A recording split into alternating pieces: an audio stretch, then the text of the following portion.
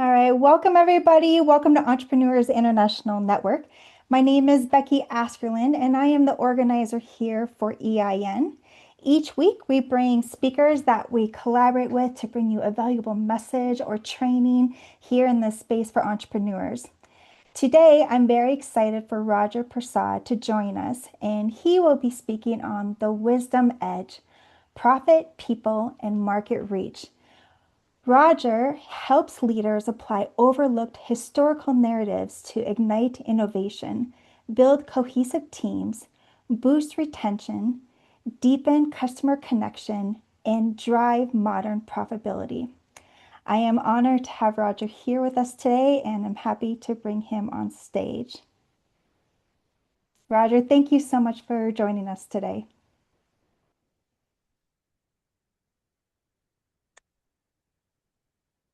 I'll go ahead Good and pass it to you. afternoon, Entrepreneurs International Network. It is an absolute privilege to address such an inspiring group of innovators and leaders. If you can find the chat, put a one in the chat. My name is Roger Persaud, and for the next 40 minutes, I'm going to share a perspective that I believe will fundamentally shift how you approach growth, innovation, retention, and team building in your business. We live in a world that constantly pushes us to look forward, to chase the next big thing or the newest trend. And while that drive is essential for entrepreneurs, I'm here today to suggest that your most powerful competitive advantage might actually lie in a place you've largely overlooked. The profound, actionable wisdom embedded in history. I'm not talking about dusty textbooks or boring dates. No, sir, that's not what I'm talking about. I'm talking about overlooked historical narratives. Stories of ingenuity, resilience, defiance, and strategic adaptation from centuries past. They offer immediate, tangible blueprints for modern business success.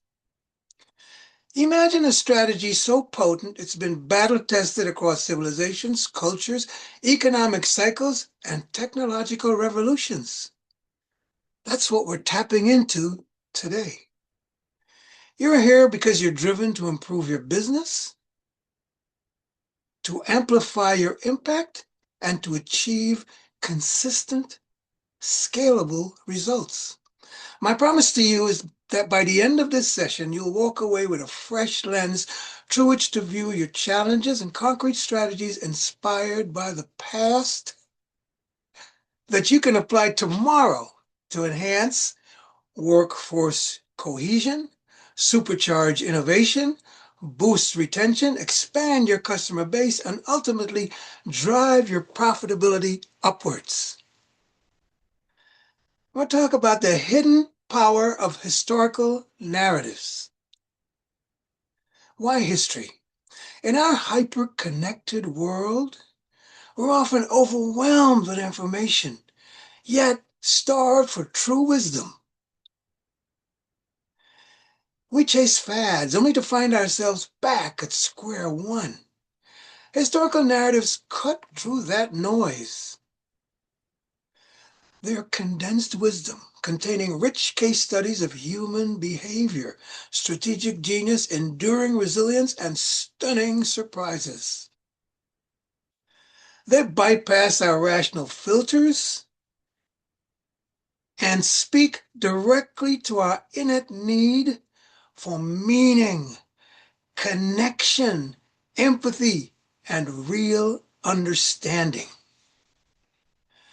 But here's a critical distinction. I'm not talking about the well-worn tales that everyone knows. I'm talking about overlooked history, the unsung heroes, the forgotten movements, the ingenious solutions developed by ordinary people facing extraordinary circumstances.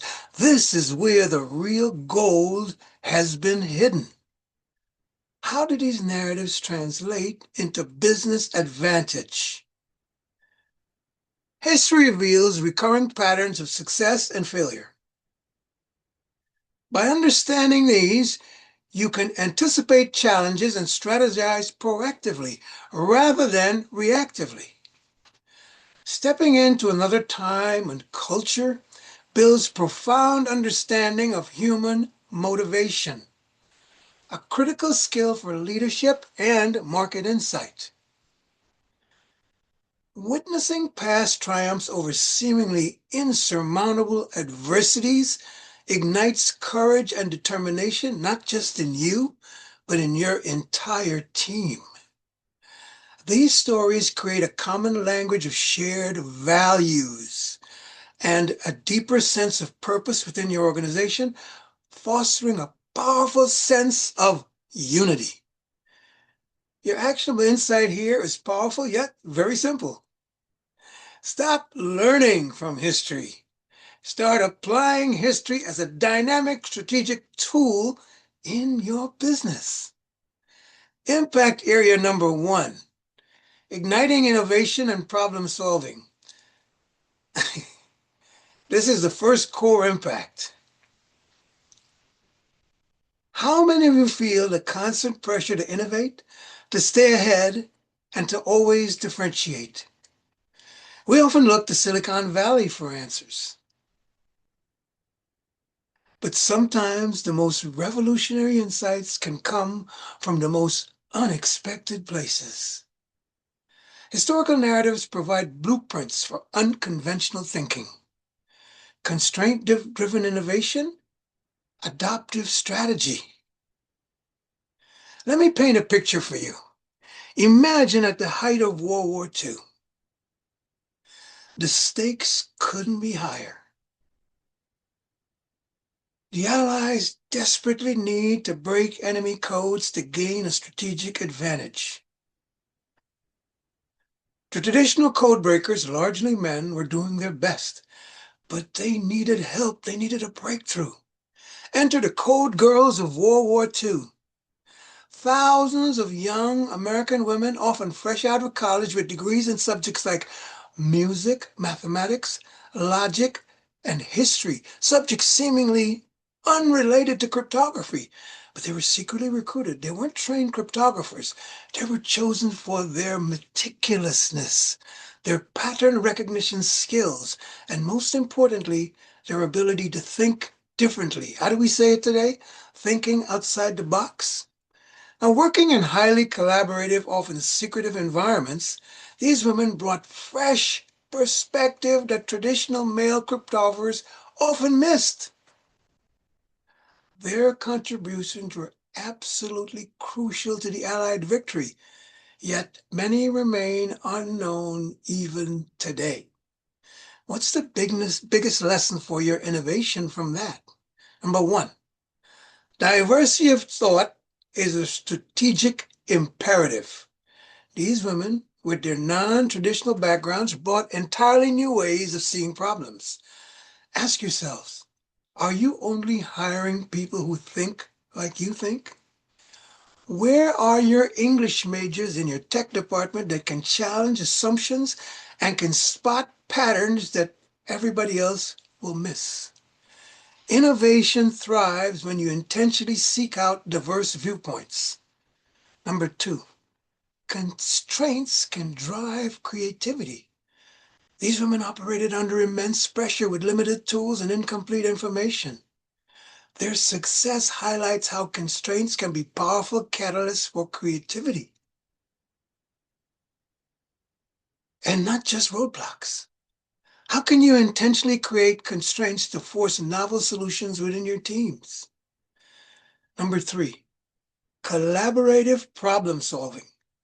Their success was a testament to teamwork, shared purpose, developed friendships, trust, and a willingness to learn from each other regardless of prior expertise. They were committed to the cause. Now let's consider another powerful example of strategic innovation against overwhelming odds. Have you ever heard of Queen Amani-Renas of Kush? This formidable one-eyed warrior queen led the Miriatic kingdom of Kush, which is in modern-day Sudan, against the mighty Roman Empire under Emperor Augustus Caesar. When he attempted to advance from Egypt deeper into Africa, instead of cowering, Amani Renas launched a preemptive strike, attacking Roman force and even beheading a statue of the feared Augustus Caesar. Then, to add insult to injury, she buried the head of Caesar Augustus under the entrance to her court, so her people trampled on his head as they entered the courtyard. The Romans retaliated with a brutal campaign, yet through clever guerrilla tactics, intimate knowledge of the terrain, and fierce determination, Amani Renas's forces fought the Romans to a standstill, eventually negotiating a remarkably favorable peace treaty that preserved Kushite independence and, most importantly, trade rights. What can we learn from Amani Renas's modern innovation and problem solving? Number one, strategic audacity and preemptive action. Amani Renas didn't wait to be conquered. She took the initiative. Sometimes the most innovative solution isn't incremental improvement, but a bold, unexpected move that shifts the competitive landscape.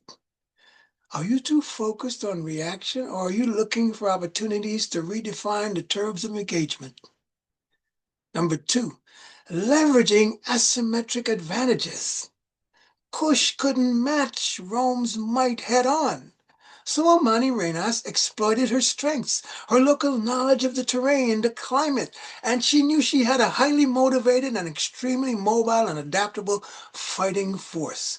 In business, this means understanding your unique value proposition and leveraging it against larger competitors, even if it means unconventional tactics.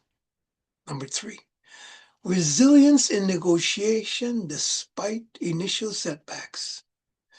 Amani Renas persisted, ultimately securing a beneficial outcome. Innovation isn't about the initial idea.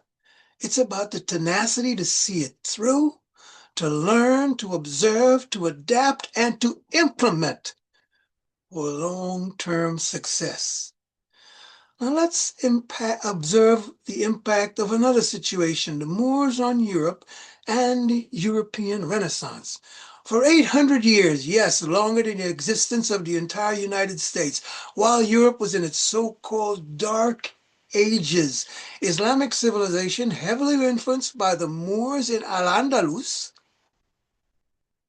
was a beacon of learning, innovation, incredible construction of mosques and grand palaces, as well as vitally important scientific advancement.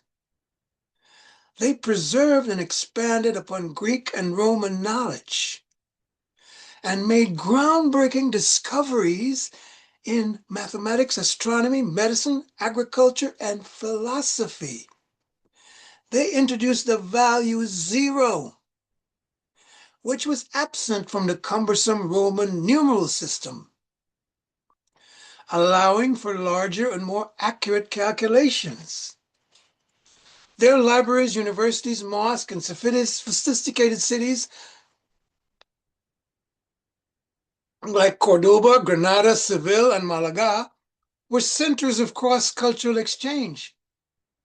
The eventual Reconquista and the subsequent translation of these Arabic texts into Latin played a crucial role in sparking the European Renaissance that pulled Europe out of intellectual stagnation.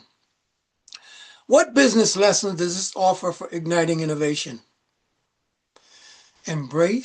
Number one, embrace external knowledge and cross-pollination. The Moors didn't just preserve, they innovated by integrating diverse knowledge. Are you actively seeking out diverse knowledge from outside your industry, from different cultures, or from seemingly unrelated fields?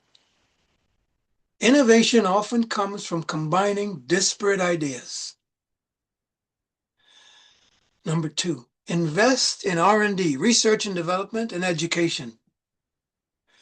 The Moorish emphasis on scholarship and scientific inquiry led to centuries of advancement. Are you investing sufficiently in learning, training, and exploration within your organization? Remember, a culture of continuous learning is an innovation engine. The long-term impact of knowledge transfer, that's number 3. The influence of the Moors wasn't immediate for Europe, but its long-term impact was extremely transformative. True innovation often requires patience and understanding that seeds planted today may yield their greatest fruit in years down the line. Your actionable takeaway? Actively seek out diverse thinkers, even those whose backgrounds seem unrelated to the problem at hand. Embrace constraints as catalysts for creativity, not roadblocks. Cultivate a culture that values strategic audacity, leverages asymmetric advantages, and actively seeks and integrates external knowledge. Your next breakthrough might come from your most unexpected corner of your team, or from a seemingly distant historical narrative. Impact area number 2, fostering cohesion, retention, and gender diversity. Now let's talk about your most valuable asset, your people. Workforce cohesion and building an inclusive culture are paramount for talent retention and sustained success. Shared historical narratives build stronger company cultures, instill values, develop team dynamics, and improve retention by creating a sense of belonging and purpose. This is also where we naturally integrate the critical aspect of diversity. Consider for a moment the resilience of the ancient trade networks like the Silk Road. For centuries, merchants traversing the Silk Road navigated vast distances, political upheaval, natural disasters, and incredible diverse cultures. Their success wasn't just about exchanging goods.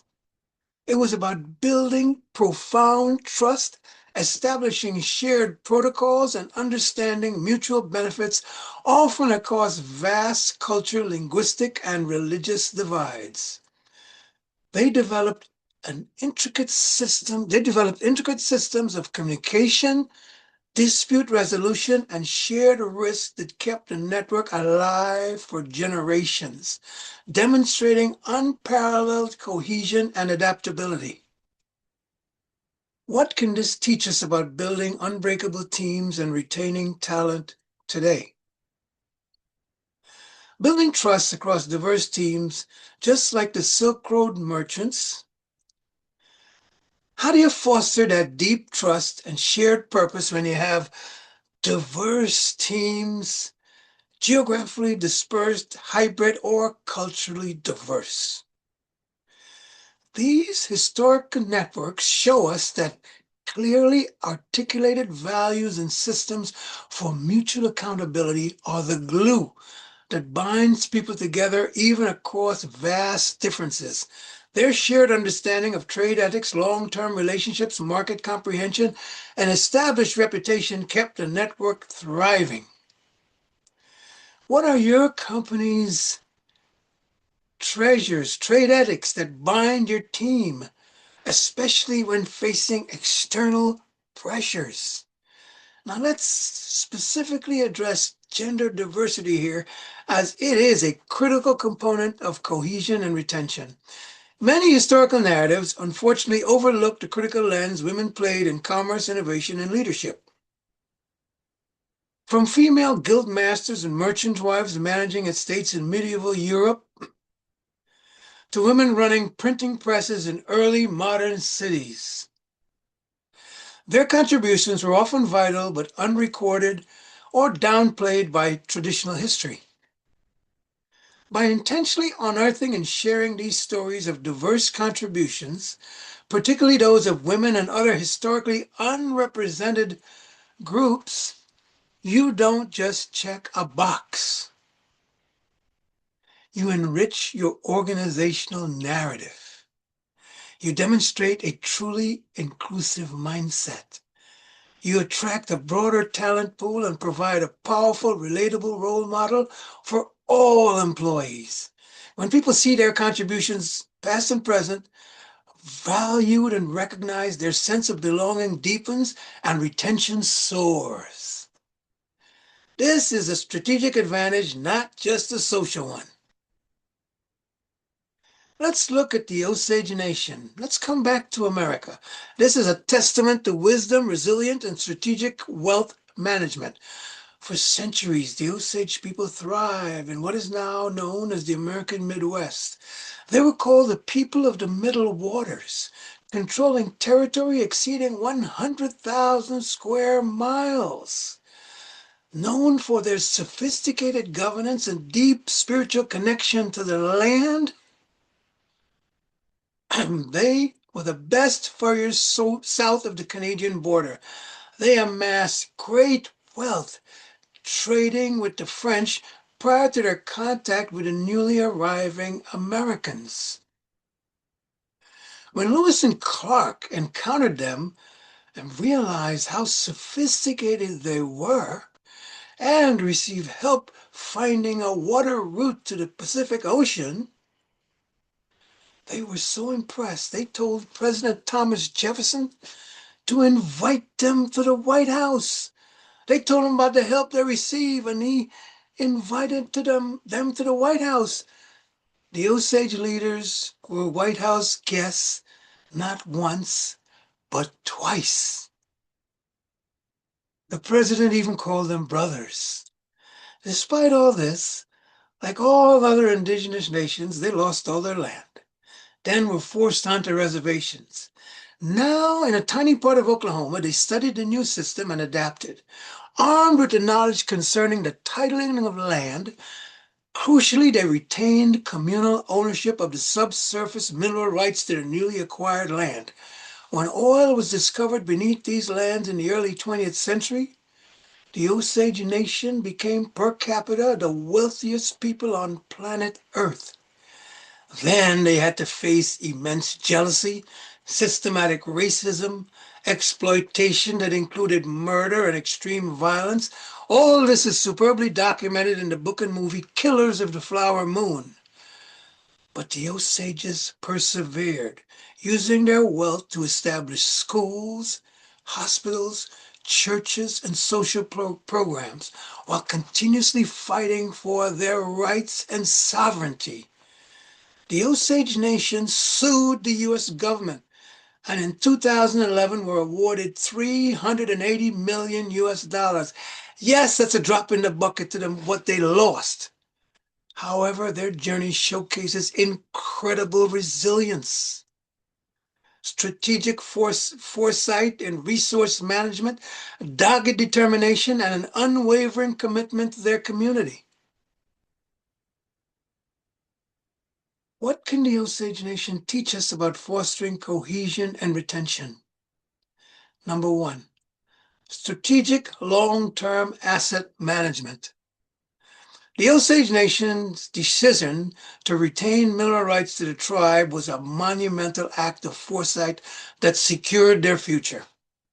What long-term assets, intellectual property, brand equity, human capital, or innovative ideas are you strategically protecting and nurturing for the benefit of your entire organization for generations to come? Number two, community-centric wealth building.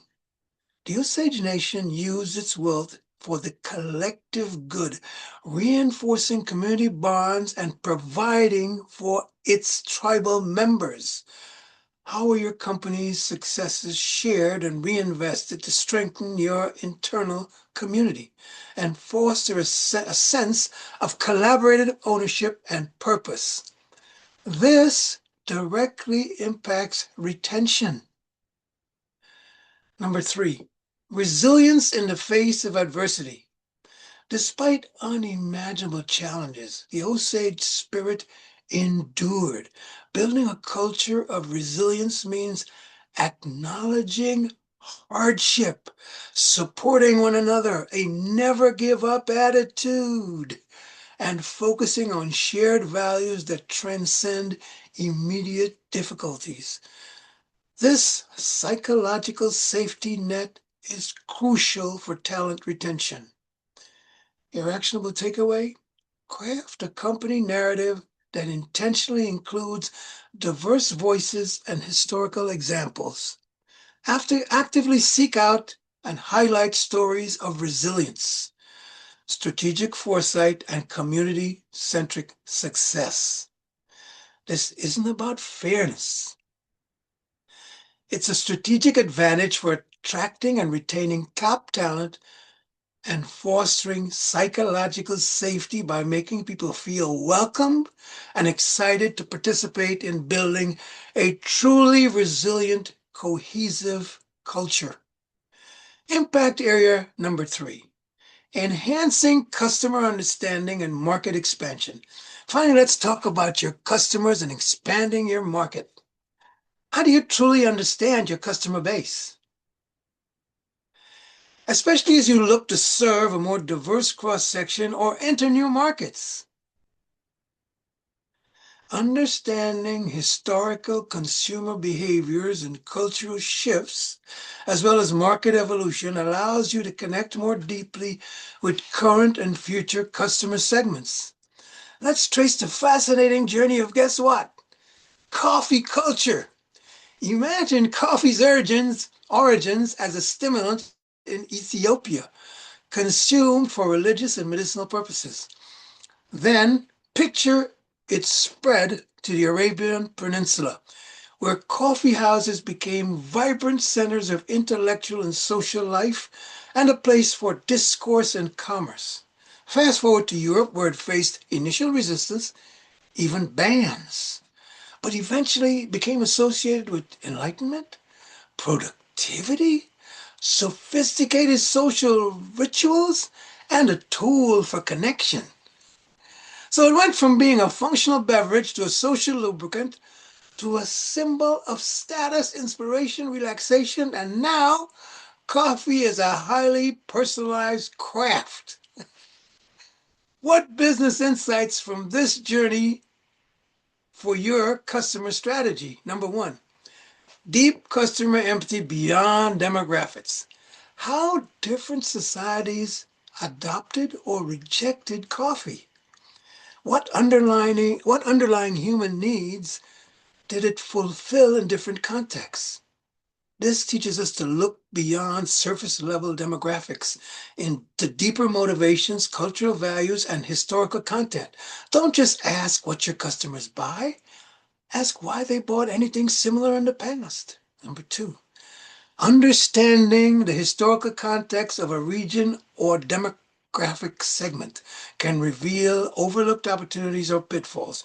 Are you just translating your marketing, or are you truly understanding the historical and cultural context of your new market? What are the unwritten rules of consumption or interaction that history can reveal? Number 3, anticipating trends.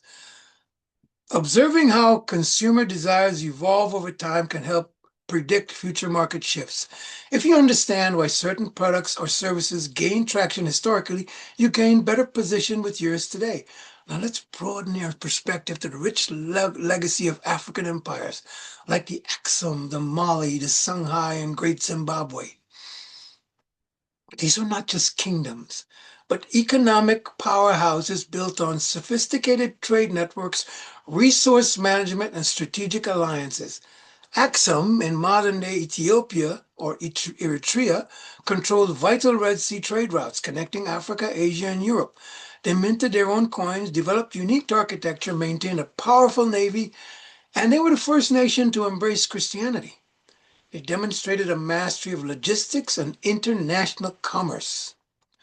The Mali Empire, under leaders like Mansa Musa, was one of the wealthiest in history, primarily due to its control of the trans-Saharan gold and salt trade.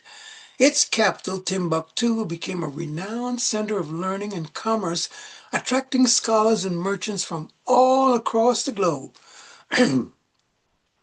The Songhai Empire succeeded to Mali and extended its control over vast territories, further consolidating trade routes, developing complex administrative systems to manage its diverse population and huge economy. Great Zimbabwe was a thriving medieval city and a capital of a powerful kingdom, known for its massive stone architecture and control over prosperous gold trade with the Swahili coast. They showcased advanced engineering and resource extraction capabilities. Europeans questioned whether Africans were capable of that level of construction until it was confirmed by the Shona people of Zimbabwe. And what can these empires teach us about customer understanding and market expansion? Number one, mastering supply chains and logistics. These empires understood that control over resources and trade routes was paramount to economic dominance. How well do you understand and optimize your supply chain? Not just for efficiency, but for strategic advantage and market reach.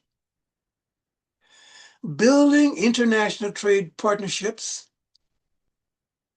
Their wealth came from connecting with diverse markets. Are you actively seeking out new international partnerships and understanding the nuances of global trade? Or are you limiting your market to familiar territories? From gold and salt to agricultural innovations, these empires leveraged their natural resources strategically. What unique resources or core competencies does your business possess that you can leverage for sustained market leadership? Number four, cultural exchange as market expansion. Timbuktu wasn't just a trade hub, it was a cultural melting pot. Embracing cultural exchange can open up new customer segments and enrich your product or service offerings. Consider another pivotal moment that is completely ignored in spite of its impact and significance. The Haitian Revolution and its link to the Louisiana Purchase. By 1750, Haiti was the jewel of the Antilles, providing 50% of French GDP. The Haitian Revolution, the only successful slave revolt in history, led to Haiti's independence from France. This epic 12-year struggle, where they had to defeat the local French, the reinforcements sent from Paris, then the British, then the Spanish forces, and finally the massive expedition sent by Napoleon. Toussaint Louverture led an army of slaves fighting for their freedom. They annihilated French resources and manpower. Then Napoleon, facing a costly war in Europe and losing all that blood and treasure to Haiti, had to abandon his colonial ambitions in the Americas. And do what? He decided to sell the vast Louisiana territory to the United States, providing 828,000 square miles for 3 cents an acre. This event doubled the size of the young American Republic, fundamentally altering the future of slavery, geopolitics, and open up immense new markets and resources for the United States. What does this historical connection teach us about market understanding and expansion? Unforeseen market shifts from geopolitical events. That's number one. The Haitian Revolution, a seemingly localized event, had a massive unforeseen global economic and geopolitical consequence. Are you monitoring global events? Even those seemingly distant, for their potential to create radical shifts in market opportunities or threats?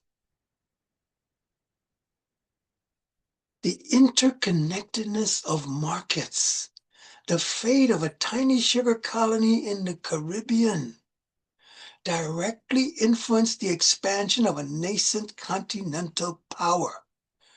Folks, no market exists in isolation. Understanding these interdependencies is key to identifying emergent opportunities. Number three, strategic opportunity from adversity. Napoleon's loss in Haiti became America's gain. Sometimes your competitors' struggles or setbacks can create unprecedented market expansion or opportunities for your business. Be prepared to capitalize on such shifts. Your actionable takeaway. Dive into the historical journey of your product, history, or target customer market. Uncover the why behind consumption patterns and cultural practices. Study how empires built wealth through trade and resource management. Analyze how political events can create massive, unexpected threat and market shifts. This deep, historically informed empathy is your secret weapon for expanding into new markets and serving new market segments, a more diverse customer base authentically and profitably. Your blueprint for the future. By strategically integrating these overlooked historical narratives, you're not just telling stories. You're actively shaping a business that is more innovative by embracing diverse thinking, strategic audacity, focused team development, and external knowledge. More cohesive and resilient through shared values, increased confidence, community-centric wealth, and psychological safety nets. And becoming better at retaining talent by fostering an inclusive culture and providing diverse role models. More profitable because all of the above lead to better performance and results.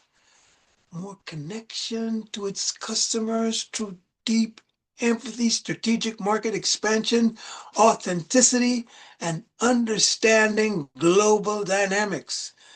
This framework is precisely what we help leaders to implement. It's a systematic way to extract and integrate. These powerful lessons can come into your culture and strategy and be part of your leadership. For everyone here today, I've prepared a special complimentary assessment guide. If the gorgeous Becky can just drop it in the chat, it's called the Entrepreneur's History Playbook, Overlooked Narratives to Transform Your Businesses. It includes a framework for identifying relevant stories and immediate action steps you can take to begin applying this powerful strategy in your own company. You can get a copy simply by clicking the link in the chat or by connecting with me directly. I'll make sure you get the link. Becky will make sure you get the link. Remember, the past isn't just history. It's a living library of proven strategies waiting for you to unlock its power. The greatest entrepreneurs throughout time have always understood the enduring principles of human nature and effective strategy. Now you have a unique blueprint to tap into that same timeless wisdom. Don't just compete in the present. Learn from the echoes of greatness. Build a business with an unbreakable spirit, ready to inspire, innovate, to adapt, and to lead for generations to come. Thank you for your time. I appreciate it. I am Roger Persaud. I look forward to collecting with many of you. I'm happy to take questions. From you, Francisco. Oh, Yeah, thank you, Roger. Well, that's a lot of information to digest. Yeah, well, it's 90 minutes, it's 40 minutes, but it's, a lot of people don't believe that history can actually help businesses. No, it completely makes sense. Yes, it resonates with me, with what I do. I'm in the IT field, and we are every day working with a lot of data, historical data. So yeah, it completely makes sense. Yes. Yeah. Okay. Thank you. Yeah, Appreciate it. thanks. Thank you, Becky. Yeah, you're welcome. Thank you, Francisco, for joining us. I'll add myself here. Roger, I really appreciate you today. I really appreciate you opening my eyes on looking at the historical background and how we can apply the tools that they have into the future of business today.